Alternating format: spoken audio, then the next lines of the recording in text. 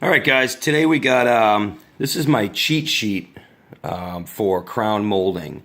So it doesn't matter what kind of crown, the stuff you're going to put on the in a regular room, the cheap wood stuff you're going to paint and fill, or obviously a lot more difficult is the kitchen cabinet crown that's painted, and a lot more difficult. There's a lot more technical stuff involved in that. So first of all, you need a dual bevel chop saw. You need a nice $350 chop saw. A 10-inch blade is fine. I have a 12-inch blade.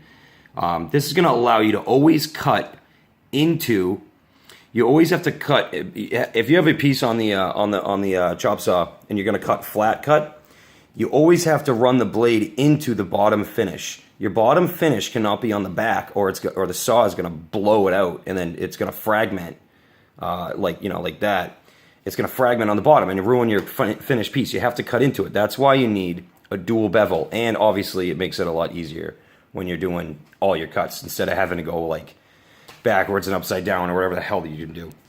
So you always put your crown on the saw like that, on the bottom and on the saw, kind of like it's on the wall. The only difference is that it's upside down. Okay, so whatever detail is going to be on the top of the wall, that is the one you're going to hold to you. So always on the wall like that. You can't cut it like this. You don't want to up against it. You got to sit it on at an angle, and then the bottom is towards you. And then if you have it like that, this guide is all you need. These three little pieces. Okay, so I've never really seen it broken down like this, but this is the one I made for myself. So basically, if it's an inside corner, so here's the corners. If you're looking at it and it's an inside corner, so here we've got an inside corner and an inside corner, right? So this one, this side, this and this is for the right piece. See the right side piece. If you're looking at the inside corner, that piece is on the right. So right piece, and then you can signify that it's over here. Okay, I know it's there. So now this is how I'm going to cut it.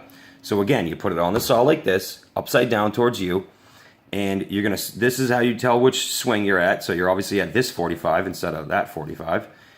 And you know that you're going to keep this piece and that piece is trash, because when you flip it over, you're going to get your right-hand piece. It looks a little backwards and upside down and stuff, but it kind of is, but the picture is, because it looks like, you might look at it and say, oh, that's not going to give me the right piece. I need this piece, but it's upside down. So it's pretty simple. So you do that, and as long as you follow this guide, and you always have your piece on there nice.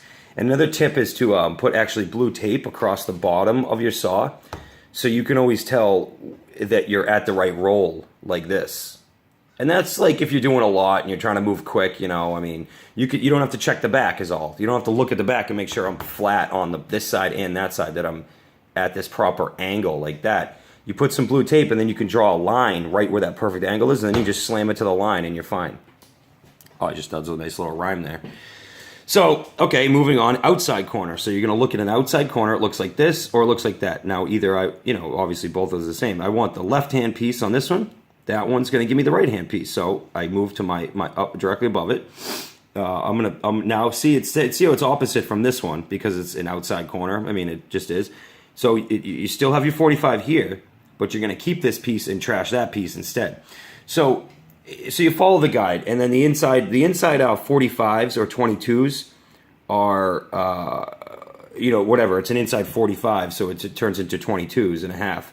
Now, I don't use this one much, but, it's the same principle that you're going to cut a 22 and a half instead, because you're only turning 45 degrees. And that's for one of those, middle where it's bridged, obviously, into a straight. Instead of just being a 90. And